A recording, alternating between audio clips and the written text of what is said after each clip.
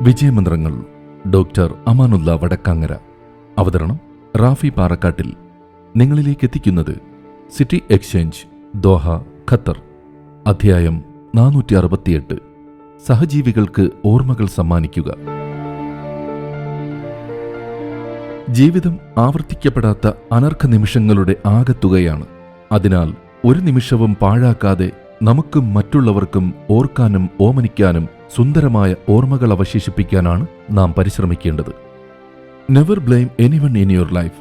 Good people give you happiness. Bad people give you experience. The worst people give you a lesson. And the best people give you memories. ജീവിതത്തിൽ ഒരിക്കലും ആരെയും കുറ്റപ്പെടുത്തരുത്. നല്ല ആളുകൾ നിങ്ങൾക്ക് സന്തോഷം നൽകുന്നു. ചീത്ത ആളുകൾ നിങ്ങൾക്ക് അനുഭവം നൽകുന്നു. ഏറ്റവും മോശം ആളുകൾ നിങ്ങൾക്ക് ഒരു പാഠം നൽകുന്നു. മികച്ച ആളുകൾ നിങ്ങൾക്ക് ഓർമ്മകൾ നൽകുന്നു എന്നാണ് പറയാറുള്ളത്. കാരണം മനുഷ്യജീവിതത്തിന്റെ ഏറ്റവും വലിയ സമ്പത്ത് ധനമോ സ്ഥാനമാനങ്ങളോ അല്ല, നല്ല ഓർമ്മകളാണ്. ജീവിതത്തിന്റെ എല്ലാ തിരക്കുകളും ഒഴിഞ്ഞ് അവസാനം മനുഷ്യൻ തിരിഞ്ഞു നോക്കുമ്പോൾ പലപ്പോഴും കാണുന്നതും മനസ്സിൽ തെളിയുന്നതും സമ്പാദിച്ച വസ്തുക്കളെക്കാളും ജീവിതം സമ്മാനിച്ച ഓർമ്മകളായിരിക്കും. മനുഷ്യൻ ഇന്ന് ആരാണോ അത് അവന്റെ കഴിഞ്ഞ അനുഭവങ്ങളുടെ ഫലമാണ്. ബാല്യകാലം, സൗഹൃദങ്ങൾ, സ്നേഹം, വിജയം, പരാജയം ഇവയെല്ലാം ചേർന്നാണ് ഒരു മനുഷ്യന്റെ വ്യക്തിത്വം രൂപപ്പെടുന്നത്. ഓർമ്മകളില്ലാതാകുമ്പോൾ മനുഷ്യൻ ജീവിച്ചുകൊണ്ടിരിക്കുന്ന ശരീരം മാത്രമായി മാറും. കാരണം ഓർമ്മകളാണ് മനുഷ്യന്റെ തിരിച്ചറിവ്. ഒരു വ്യക്തി തന്റെ മാതാപിതാക്കളെ, സുഹൃത്തുക്കളെ, ജീവിതത്തിലെ അനുഭവങ്ങളെ ഓർക്കാനാകാത്ത അവസ്ഥയിലെത്തിയാൽ അവന്റെ ജീവിതത്തിന്റെ കഥ തന്നെ മങ്ങിപ്പോകും. ഓർമ്മകൾ നമ്മെ പഠിപ്പിക്കുന്നു, വളർത്തുന്നു, മുന്നോട്ട് നയിക്കുന്നു. പഴയ പരാജയങ്ങൾ നമ്മെ ജാഗ്രതയുള്ളവരാക്കുന്നു. പഴയ വിജയങ്ങൾ ആത്മവിശ്വാസം നൽകുന്നു. സ്നേഹത്തിന്റെ ഓർമ്മകൾ ജീവിതത്തെ സ്നിഗ്ധമാക്കുന്നു. അതുകൊണ്ടുതന്നെ ഒരു മനുഷ്യന്റെ ജീവിതത്തിന്റെ അർത്ഥം അവൻ സൃഷ്ടിക്കുന്ന അനുഭവങ്ങളിലും ഓർമ്മകളിലുമാണ്. ഒരു സ്നേഹമുള്ള വാക്ക്, ഒരു സഹായഹസ്തം, ഒരു പ്രോത്സാഹനമൊഴി, ഇവയൊക്കെ ചിലപ്പോൾ ചെറിയ കാര്യങ്ങളായി തോന്നാം. പക്ഷേ അതിലൂടെ മറ്റൊരാളുടെ ജീവിതത്തിൽ നമ്മൾ ഒരു മധുരമായ ഓർമ്മ സൃഷ്ടിക്കുന്നു. ചിലപ്പോൾ ആ ചെറിയ ഓർമ്മകൾ ഒരാളുടെ ജീവിതത്തെ തന്നെ മാറ്റിമറിക്കാം. മനുഷ്യബന്ധങ്ങളുടെ സൗന്ദര്യം ഇവിടെയാണ് കാണേണ്ടത്. നമ്മൾ മറ്റുള്ളവരോട് പെരുമാറുന്ന രീതിയാണ് അവർ നമ്മെ ഓർക്കുന്ന വിധം നിർണ്ണയിക്കുന്നത്. അതുകൊണ്ട് തന്നെ ഞാൻ ഇന്ന് ആർക്കെങ്കിലും ഒരു നല്ല ഓർമ്മ സമ്മാനിച്ചോ എന്നതാണ് ഓരോ ദിവസവും നാം നമ്മോട് ചോദിക്കേണ്ട സുപ്രധാനമായ ചോദ്യം. ജീവിത വ്യവഹാരങ്ങളിൽ സ്നേഹവും കരുണയും മാനവികതയും ചേർന്ന പെരുമാറ്റമാണ് മറ്റുള്ളവരുടെ മനസ്സിൽ നിലനിൽക്കുന്ന ഓർമ്മകളായി മാറുന്നത്. അത് തന്നെയാണ് മനുഷ്യന്റെ യഥാർത്ഥ പൈതൃകവും. നാം എത്രയൊക്കെ ശ്രദ്ധിച്ചാലും ജീവിതം ഒരു ദിവസം അവസാനിക്കും. നാം നനച്ചിരിക്കാത്ത നേരത്താകാം ഈ ലോകത്തോട് വിട പറയേണ്ടി വരിക. നാം ഈ ലോകത്ത് നിന്ന് വിടവാങ്ങിയാലും മറ്റുള്ളവരുടെ ഹൃദയങ്ങളിൽ വിതച്ച സ്നേഹത്തിന്റെ ഓർമ്മകൾ തുടരും. 2 Minute Take എന്ന സോഷ്യൽ മീഡിയ ചാനലിൽ കേട്ട മസ്തിഷ്ക മരണം എന്ന സിനിമയെക്കുറിച്ച വിശകലനമാണ് ഈ ചിന്തകൾ മനസ്സിലേക്ക് കൊണ്ടുവന്നത്. ശാസ്ത്ര സാങ്കേതികവിദ്യ മനുഷ്യജീവിതത്തെ അത്ഭുതകരമായി മാറ്റിയ കാലത്താണ് നാം ജീവിക്കുന്നത്.